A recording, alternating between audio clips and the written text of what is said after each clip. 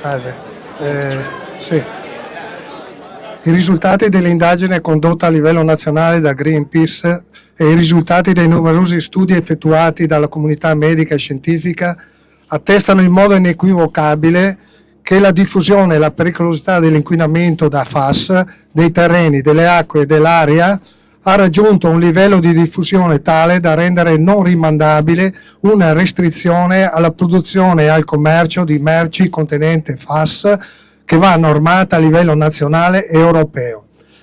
È ormai più che evidente che è necessario che tutte le forze sociali e associative trovino unione e un'azione comune nel chiedere con voce ferma e forte al mondo politico e imprenditoriale una immediata presa di coscienza e un impegno ad individuare e implementare le soluzioni alternative all'utilizzo dei FAS che vanno eliminati dai processi produttivi.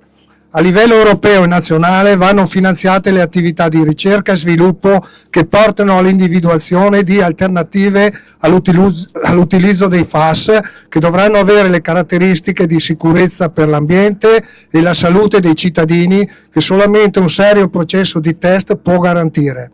A livello regionale le amministrazioni devono attivare senza esitazioni screening di massa sulla popolazione per identificare e mappare la presenza di FAS nel sangue della popolazione, non solo per dare trasparenza sulla gravità della contaminazione, ma anche come strumento per identificare fonti di inquinamento attualmente non tracciate.